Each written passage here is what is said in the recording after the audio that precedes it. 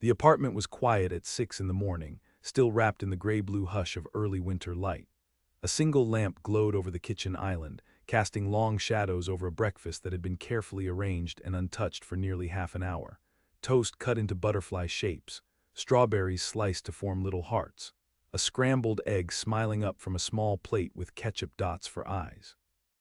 Nora stood by the sink, holding a chipped coffee mug between her hands like it might anchor her to the day. She glanced toward the hallway leading to the master bedroom, listening. Nothing. Just the low hum of the refrigerator and the soft tapping of Leela's heels across the hardwood as the 6-year-old wandered back in, now holding the cardboard crown she'd made for herself the night before. "Maybe he's just getting ready," Leela offered in a whisper, carefully placing the crown over her soft curls. It tilted sideways, nearly falling, but she didn't seem to notice. Nora's throat ached at the hope in her voice. She placed the mug down and crouched, adjusting the crown so it fit properly. "Maybe," she said gently, "but if he's running late, we'll still do the pancakes, right?" Leela nodded, but she didn't smile this time. She looked toward the hallway again and then back to her plate. The crown made her look smaller somehow, like she'd tried to dress up the way she imagined joy might look, even if it didn't feel quite real.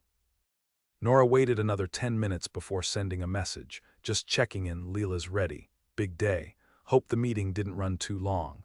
The read receipt came almost immediately, but no reply followed. It was her third month working for Gabriel Ashford, CEO of Ashford and Vale, and the man was punctual to a fault when it came to most things, especially things that had a price tag or an impact on shareholder value. But in the past few weeks, his schedule had grown more erratic. Later nights, early calls, forgotten details. It wasn't neglect in the cruel sense, not exactly. It was more like something brittle had begun to form between him and the real parts of his life. The parts with fingerprints and crayon smudges. Nora didn't push. She learned enough in her years as a nanny to know when to gently fill the silence instead. "All right," she said, standing with a burst of cheer she didn't entirely feel. "Time for birthday pancakes, Miss Leela. You pour the batter, I'll do the flipping." Leela's eyes lit up a little as she climbed onto her stool and picked up the bowl. Nora moved behind the stove and caught sight of the empty hallway one more time. Gabriel's meeting dragged 30 minutes over schedule. The new Singapore merger was hemorrhaging hours of his life. 8 presentations, 5 Zooms, and 2 in-person sessions in just under 2 days. His assistant was triple booked and still 3 days behind on calendar updates. He rubbed the bridge of his nose as the VP of marketing droned on about global brand alignment. Somewhere on the edge of his thoughts, something nagged at him. A notification he'd dismissed last night. A reminder, a calendar ping. He tapped open his phone. 73 unread emails, Slack pings, internal messages. A vague sense of dread slipped under his ribs, but he shoved it down. He could deal with it all later, after this. It wasn't until nearly 8:30 that night, long after he'd returned to his apartment and found it quiet, too quiet, that it finally clicked. He saw the card first, resting on the entry table. Pink construction paper, glitter glue, a crown drawn in gold marker. Inside, Leela's careful, uneven printing. "Dear Daddy, I hope you're not too busy for pancakes. I saved you one. Love, Leela." The clock above the oven read 8:37. The living room was dim except for the faint glow of a lava lamp spinning soft orange-red light over a pillow fort in the corner. Beneath it, nestled in blankets, was Leela. Her crown had fallen sideways again. Her little hand was tucked beneath her cheek. Nora was seated nearby, still in her jeans and oversized sweater, a book on her lap. She didn't look up when he entered, just turned a page slowly, her face unreadable in the shifting light. Gabriel's throat went dry. He took a step toward them, his voice low. "She's asleep." Nora finally looked up. Out like a light around 7, sugar crash probably, we had cake. Cake birthday, his daughter's birthday. The realization struck him like a slap. "Wait, You forgot," she said, not unkindly but not sparing him either. Completely. He ran a hand over his jaw. "Nora, I didn't, it's just been chaos at work, the merger." She didn't ask for much, Nora said quietly. She just wanted pancakes and maybe a dance in the living room, that's all she kept saying. He stared at his daughter, stunned by how small she looked in the fortress of blankets. Her stuffed bunny was tucked beneath her arm. "I'll make it up to her," he said finally. "She's 6, Nora replied. "There's no making it up for missing this, not really, but she'll forgive you anyway, that's how kids work." She closed the book and stood, her voice softened. It was a good day, Gabriel, not perfect, but it was filled with people who showed up for her. That counts. He watched as she slipped toward the hallway, pausing at the threshold. "You should read her the card," Nora added, then disappeared down the hall. He stood in the living room for a long time, the glittery card trembling slightly in his hand. And for the first time in months, Gabriel Ashford didn't go back to his home office. He knelt down beside the pillow fort instead. The next morning, Lila didn't mention her birthday. She padded into the kitchen wearing mismatched socks and one of Nora's old cardigans, dragging her stuffed bunny by the ear. Her crown was nowhere in sight. Gabriel had been up since 5, pacing between the living room and the kitchen, coffee untouched, trying to find a way to undo the weight in his chest. When she appeared in the doorway, he froze. "Morning bug," he said, a little too brightly. Leela climbed onto her stool and gave a sleepy nod. She reached for the cereal box without looking at him. Gabriel watched her pour, spill a few flakes on the counter, and then begin eating in silence. "You know, I was thinking," he started, trying to keep his voice even casual, "we could go to that zoo you like this weekend. The one with the penguins." Leela didn't look up. She chewed slowly, spoon clinking against the bowl. "Or the aquarium," he added, faltering. "They've got that sea lion show." Nora walked in with her hair tied up in a messy knot, a laundry basket balanced on her hip. She glanced at the two of them, then gave Gabriel a long look that made him feel like a teenager caught skipping class. "Hey, birthday girl," Nora said softly as she set the basket down and kissed the top of Leela's head. "You want to wear the crown to school today or keep it home?" "Home," Leela mumbled. "It's not my birthday anymore." Gabriel swallowed hard. Nora didn't say anything, just nodded and reached for her travel mug. "I can drop her off," Gabriel offered suddenly, too eager. "I cleared my morning." Nora arched a brow. "Did you?" He nodded, moved the team call. "I'm free until noon." Leela looked up at that, just a flicker of curiosity, then glanced away again. Gabriel waited, hoping she'd say something, anything, but she just hopped down from the stool and walked toward the hallway to get her backpack. "She'll come around," Nora said softly, once she was out of earshot. "But don't force it, let her feel what she needs to feel." Gabriel nodded and for once didn't argue. The drive to school was quiet. Leela stared out the window, Bunny hugged tightly to her chest. Gabriel kept one hand on the wheel, the other tapping nervously against his thigh. At a red light, he tried again. "You know, when I was your age, my dad forgot a birthday too," he said gently. Layla didn't turn. "It wasn't great," he added, pausing. "I remember crying into my cake. Mom had made it, chocolate with strawberries. I thought maybe if I saved him a slice, he'd still come home before bedtime." Silent. "But he didn't," Gabriel continued. "And for a long time, I told myself I wouldn't ever let that happen to my own kid." That got her attention. Barely. She shifted in her seat but didn't speak. "I messed up," he said simply. "And I'm sorry, Leela, I can't take yesterday back, but I can do better." The light turned green. She said nothing. But he noticed the way her fingers loosened around the bunny's neck just slightly. Later that day, Gabriel's schedule returned with a vengeance. His assistant had tried to rearrange things, but the backlash from delaying the morning meeting created a ripple effect.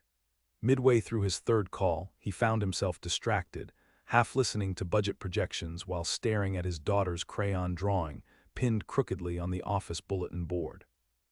He kept replaying the image of her face in the rearview mirror, the way she didn't flinch when he touched her shoulder but didn't lean into it either. The distance between them was small but sharp, like a thread pulled too tight. When the meeting ended, he stood and walked to the window, staring out over the city.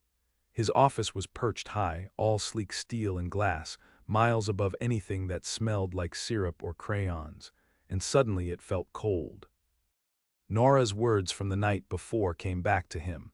It was filled with people who showed up for her. He hadn't, but she had, and that meant something. He picked up his phone and typed, "Can we talk later, after dinner? I want to understand what I missed." She replied 10 minutes later, "Only if you're ready to listen, not defend." "I am." That evening, after Leela had been tucked into bed with a new library book and a cup of warm milk, Nora met Gabriel in the den. She wore her usual uniform, leggings, hoodie, socks with tiny suns on them, and held her tea with both hands. He stood, unsure whether to sit across from her or beside her, and eventually chose a chair near the fireplace. "I don't need an apology," she said before he could speak. "Not for me." "I wasn't going to give you one," he replied, "but I do owe you acknowledgement." She raised an eyebrow. "That's a fancy CEO way of saying thanks." Gabriel let out a breath. "You were the one who made her feel celebrated. You threw her a party. You did what I should have." "It wasn't a party," Nora said. "It was cupcakes and paper crowns and a dance party with a Bluetooth speaker that cut out every 5 minutes. To her, that's a party." Nora looked into her tea. "You want to know what made her happiest?" He nodded. "When we baked the cupcakes, I let her stir the batter until her arms got tired. We got frosting on our noses. She laughed so hard when I dropped a spoon. It wasn't about the celebration. It was about presence." She looked at him then, not angry, not even disappointed, just tired. "I think you love her," she said. "I don't doubt that, but love that doesn't show up on days that matter, it leaves a mark." Gabriel felt that like a strike to the sternum. "I don't know how to fix that," he admitted. Nora tilted her head. "You start by being where your feet are, and then you keep showing up." There was a long pause between them, not tense, just full of things unsaid. Outside, a siren wailed far off, swallowed by the hum of city lights. "Let me help," he said finally. "Not just today, every day, if you'll let me." Nora didn't respond right away. She sipped her tea, eyes steady on his. "We'll see," she said. "Actions talk louder than promises." Then she stood, leaving her mug on the side table. "Good night, Gabriel." When she was gone, he sat there for a long time, the quiet pressing in around him. He looked at the bookshelf, the messy pile of art supplies in the corner, the faint smell of vanilla and laundry detergent still hanging in the air. And for the first time, he didn't think about the emails waiting in his inbox. He thought about cupcakes and what it meant to truly show up. The following week unfolded in slow, deliberate shifts. Gabriel began coming home earlier, not just by an hour or two, but enough to notice how the apartment changed once the sun dipped below the skyline. The way the light slanted through the windows at dusk, brushing over coloring books and forgotten toys. The smell of dinner wafting from the kitchen, earthy and warm. The sound of Leela's laughter floating from her bedroom as Nora read stories or acted out voices with stuffed animals. He started showing up to those moments like a man learning a new language. One evening, while Nora reheated leftover stew and Leela argued with her bunny over which bowl to use, Gabriel stood in the doorway, still in his dress shirt but barefoot now, tie draped around his neck. He watched them without interrupting, just soaking in the ordinariness of it all. The music on Nora's phone buzzed softly, a folky guitar tune he didn't recognize, and she hummed along as she stirred the pot. When Leela caught him watching, she narrowed her eyes.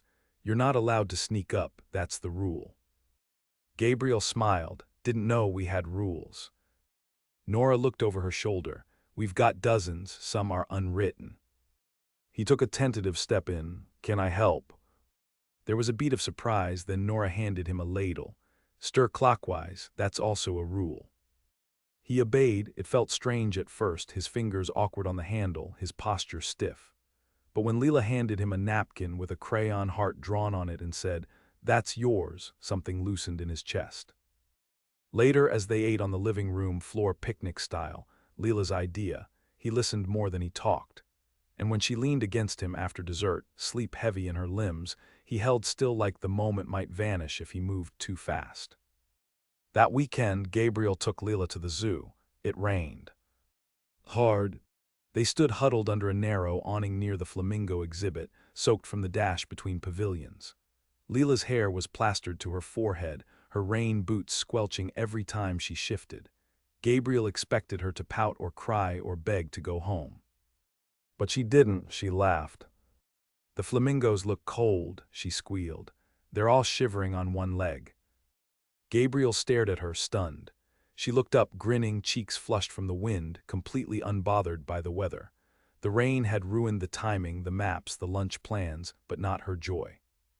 He started laughing too. They spent the next hour darting from one exhibit to the next, jackets clinging to their backs, their shoes making puddles inside the car afterward. On the drive home, Leela sang off-key to every song on the radio, her bunny propped in the backseat with its own seatbelt. When they returned, Nora was waiting at the door, arms crossed, trying to scold and smile at the same time. "You're drenched," she said. "We saw monkeys fight over a banana," Leela beamed, wriggling out of her jacket. "Daddy let me have 2 cookies. I told him I wouldn't tell you, but I just did." Nora shook her head and handed Gabriel a towel. "She's not good at secrets." "I'm starting to see that." Their hands brushed when she passed him a dry sweater. Neither of them pulled away too quickly. Later that night, after Leela was in bed and the rain drummed steady against the windows, Gabriel lingered in the kitchen while Nora finished loading the dishwasher. "Today was different," he said. She shut the door with a soft clunk and turned to him. "Because of the zoo." "No, because I didn't check my phone once, not even when it buzzed." She leaned against the counter, arms folded. "Progress." Gabriel studied her. There was a softness to her now, but it wasn't permission. She still kept a piece of herself guarded, not cruelly, but deliberately. He cleared his throat. "I don't know if I've ever told you how grateful I am, for the way you've shown up for Leela, for the way you protect her, teach her, for the patience you've had with me." Nora's eyes flicked away, then back. "You don't owe me that." "I do," he said. "You've stepped into every space I should have filled and never made me feel small for it." She hesitated, then softly, "Sometimes I wanted to, especially that night." "I know," he said. "You would have been right too." The silence that followed wasn't heavy this time. It felt like a shared breath. "I'm trying," he added. "I'm not perfect, but I don't want her to grow up thinking she has to shrink herself to fit into my life. I want to be someone she runs to, not waits for." Nora nodded. "Keep going then, keep showing her that." She pushed off the counter and brushed past him toward the hallway. But as she passed, she reached out and touched his arm, just a brief, grounding press of her fingers. It was the first time she'd initiated contact. He stood there long after she was gone, staring at the place where her hand had rested, and felt something shift beneath his ribs. Not guilt, not even relief, something gentler, something he didn't yet have a name for. Over the next few weeks, the rhythm of the apartment changed in subtle ways. Gabriel started making breakfast, even if it meant burning a few waffles. He learned Leela's bedtime routine, how to braid half of her hair before giving up and calling for Nora. He helped with science projects, danced in socked feet across the hardwood, bought his first coloring book in decades. Nora watched, quiet but present, always nearby. And slowly the distance between them began to change too, not in big declarations but in small gestures, sharing umbrella space.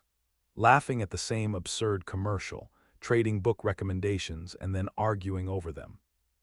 There was one night, after a particularly long bedtime battle involving a missing bunny and a very specific pair of socks, when they ended up side by side on the couch, a movie neither of them cared about playing in the background. Gabriel leaned his head back, eyes closed. "You ever feel like you're just barely passing this test?" Nora didn't look at him. "Parenting isn't a test, it's 1,000 tiny experiments. Most of mine fail." She smiled, faint but real. "You're still in the lab, aren't you?" He chuckled, barely. "You'll get better." They sat in quiet companionship after that. No pressure, no expectations. And though neither of them said it out loud, something was unfolding.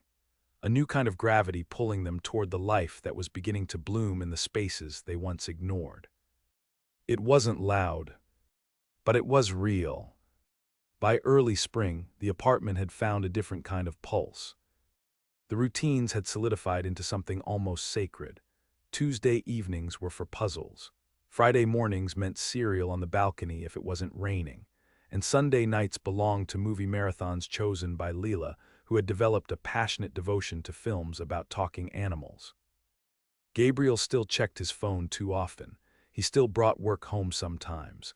But now he was learning to put it away, physically turning it face down and walking away from the glow of his email. He was learning how to be in a room without being anywhere else. And perhaps most quietly of all, his attention had started to settle more often on Nora. It wasn't anything dramatic, just the slow, unmistakable shift in the way he noticed the details of her day. The way her mouth curved slightly when she was reading, or how she always stood barefoot in the kitchen, no matter the weather. She had a talent for filling a space without demanding it, for folding herself into their small family life as if she'd always belonged there. And then one afternoon, everything shifted. It started with a knock. Nora was painting with Leela on the living room floor when the doorbell rang. Gabriel answered it and came back into the room slower than he'd left it, his jaw tight, a stiffness to his posture she hadn't seen in a while. "Nora," he said, voice lower than usual, "can I talk to you for a second?" She followed him into the hallway, wiping her hands on a towel. "What's going on?" "There's someone here. Her name's Melissa." Nora blinked. "Melissa." He nodded, and for the first time his composure cracked a little. "She's Leela's mother." The silence was instant and deep. "I thought she," Nora's voice caught. "You told me she left, that she didn't want to be involved." "She didn't," he said, "not then. She signed over rights, no fight, no visits. It was clear, but now she's back." He ran a hand through his hair. "She says she wants to talk, says she's sober, says she's in therapy." Nora stood still, processing. "What do you think?" "I don't know," he looked down. "I hate that I don't know." There was a long pause between them. "Do you want me to take Leela out for a bit?" Nora asked finally. Gabriel hesitated. "No, I want you here, if you're okay with that." So she stayed. Melissa was slender, younger than Nora expected, with tired eyes and the restless energy of someone holding on to a new life with both hands. She stood in the foyer, twisting a scarf between her fingers. She didn't try to hug Leela. She didn't even ask to. She just looked at her from a polite distance and said, "You're tall," with a thin smile. Leela clung to Gabriel's side, her expression guarded. Melissa turned to Nora at one point, confused. "And you are?" "I'm Nora," she said evenly. "I take care of Leela." Gabriel didn't correct her. That said everything. The conversation was awkward and halting. Melissa apologized more than once, but they weren't the kind of apologies meant to be forgiven. They were the kind that came from a long, lonely road of regret. "I don't want to confuse her," she said at the door. "But if there's ever a place for me, even a small one, I'd like to try." Gabriel didn't answer right away. He just nodded, and that was it. When she left, Leela turned to Nora, eyes wide. "Do I have to go with her?" Nora crouched and took both of Leela's hands. "No, sweetie, not unless you want to. You're safe here. That won't change." Leela threw her arms around her neck and stayed there for a long time. That night after Leela was asleep, Gabriel found Nora in the kitchen, washing paintbrushes from earlier. The quiet between them was thick but not cold. "I didn't know she'd come back," he said quietly. "I believe you." "I panicked," he admitted. "I didn't want her to see Leila, but I also didn't want to be the kind of person who closes the door without even listening." "You were." "She called you the nanny like you were temporary," he added, "and I hated how much that bothered me." Nora dried her hands and leaned against the counter. "I am the nanny, Gabriel." "You're more than that." Her eyes softened, but she didn't move. "You mean so much to her," he said. "You mean so much to me." Nora stayed quiet for a long beat, then she shook her head slowly. "You don't get to say that just because someone else showed up and scared you." He stepped back, caught, "That's not. I care about Leela, you know that, but I won't be the fill-in when the walls start shaking. I'm not your safe option." He closed his mouth, stunned by how calm she sounded, how sure. She reached for her sweater, slipping it on. "You've come a long way," she said, "but there's a difference between learning to be a father again and learning to be a partner. I won't let you confuse the two." And with that she left the kitchen, leaving Gabriel standing there, the weight of her words sinking deep. The days that followed felt quieter. Nora didn't pull away from Leela. In fact, if anything, she drew closer, sensing the unease that lingered after Melissa's visit. But she did start putting space between herself and Gabriel. Not cruelly, not dramatically, but with a kind of care that felt almost like a gift. She was giving him room to decide. Gabriel felt the absence like a shadow, especially in the moments when they used to linger near each other in unspoken routines.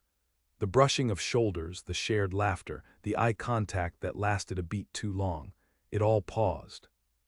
And yet, he began to see her more clearly than ever. She wasn't waiting, she wasn't dependent on the outcome. She was steady, strong, and entirely capable of walking away if the space between them stayed undefined. One evening, he found himself on the balcony after Leela's bedtime, nursing a cup of tea he didn't really want. Nora came out to check the laundry drying on the line, and for a moment, neither of them spoke. Finally, he said, "I wasn't afraid of Melissa taking Layla." Nora paused, clothespin in hand. "I was afraid of realizing I'd built something real with you, and not knowing if it was strong enough to last outside this house." She looked at him, unreadable. "I'm not asking for anything," he added. "I just wanted you to know." Nora clipped the last shirt and let it sway in the evening breeze. "You want something real," she said, "then show it." Then she went back inside, leaving the scent of clean cotton and something heavier hanging in the air. And Gabriel, for the first time in years, felt ready to earn what he couldn't ask for. May arrived on the edge of warmth, sunlight finally stretching long across the city, softening the hard lines of buildings and casting everything in a golden hush by late afternoon. The apartment, once a fortress of routines and obligations, had begun to feel more like a home, not perfect, not seamless, but alive in the way only a place touched by laughter, occasional chaos, and forgiveness can be. Gabriel had started walking Leela to school. It wasn't a huge change in his calendar, 20 minutes round trip, but in that time he learned her favorite knock-knock jokes, learned which classmates she liked and which ones always ate pudding too loudly, learned that she had named every crack in the sidewalk, that she made wishes when they passed the community garden, always whispering them into her bunny's fur where no one could hear. And she talked about Nora often, the way Nora made up songs about broccoli, the way she never skipped voices in bedtime stories even if she was tired, the way she remembered everything, even stuff from months ago. Gabriel listened. And when he wasn't with Leela, he was trying to build something else, a rhythm that didn't rely on Nora being within arm's reach, but made space for her in ways that were intentional, thoughtful. He began cooking dinner once a week. Badly at first, burnt rice over seasoned chicken, one unfortunate pasta incident that ended with ordering Thai food, but he kept trying. He asked Nora about her favorite books, then read them. Not to impress her, but to understand the world the way she saw it. He reorganized his work schedule, not just to fit around Leela, but to honor what he'd nearly lost. His phone stayed off after 6 p.m. Weekends were theirs, no exceptions. He didn't explain it to his team. He didn't have to, they adjusted. But through it all, Nora remained cautious. Present kind still deeply involved in Leela's life, but quieter around Gabriel, not cold, just measured. He didn't push. He waited. Until the night of the party. It wasn't meant to be a party. Nora had mentioned, offhandedly, that the end-of-year play at school was wrapping and that a few of the kids were getting together afterward at a nearby park. Gabriel offered to help set up. Nora looked surprised but didn't argue. That Saturday, the sun was already high by mid-morning. Gabriel arrived early with Leela and a cooler full of juice boxes and mini sandwiches he'd made himself, this time with Nora's recipe printed and pinned to the fridge like a blueprint. The park filled slowly with laughter, picnic blankets, and parents trying to pretend they weren't checking their phones. Gabriel stayed by the grill, helping another dad wrangle hot dogs while Leela raced across the grass, her face painted like a fox. Nora arrived late. She wore a simple navy dress, her hair pulled into a braid, and when she smiled at Leela from across the lawn, Gabriel forgot what he was doing. He wasn't sure when it happened, but at some point, the party stopped being about the other kids.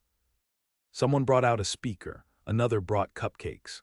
Leela insisted on singing a song she and Nora had made up together, which involved 3 verses about flamingos and one very long improvised bridge. Parents laughed, some joined in. It wasn't structured, it wasn't perfect. It was better. Gabriel caught Nora's eye during the song. She smiled at him, small, quiet, but full of something that hadn't been there in weeks. When the sun started dipping low and the crowd thinned, Leela sat sleepily in the grass, cupcake smeared on her chin, Bunny resting beside her like a soldier finally off duty. Gabriel took a breath, walked over to Nora, and offered her the last juice box. She took it with a raised brow. "You planned this?" she asked, clearly unconvinced. "Helped," he said. "Didn't burn anything, it's a win." She nodded, sipping. The flamingo bridge was new. "Pretty sure she gets that from you." They stood in the fading light, silence curling between them like an invitation.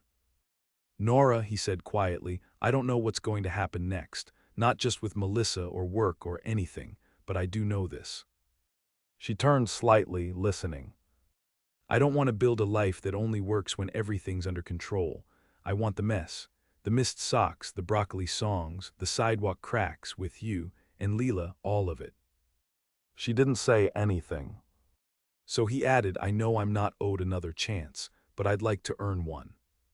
Still quiet. Then she looked up at him with that steady gaze he'd come to know, so patient it hurt. "You've been earning it," she said. She stepped closer, the space between them vanishing in a breath. And there, in the quiet hum of a fading party, she leaned in and kissed him. Not rushed, not sweeping. Just a promise. When they pulled apart, she tucked her hand into his. Layla, who'd been watching from the grass with the sleepy wisdom only children possess, grinned and said, "Does this mean we can have pancakes tomorrow?" Nora laughed. "I think that's exactly what it means." Gabriel knelt, scooped her up into his arms, and breathed in the moment, the weight of her, the warmth, the full-circle ache of it all. And as they walked home, hand in hand, hearts still a little uncertain but open, he realized something simple and undeniable. He hadn't just missed her birthday. He'd almost missed the life waiting to begin. But not anymore. He was here now. Really here.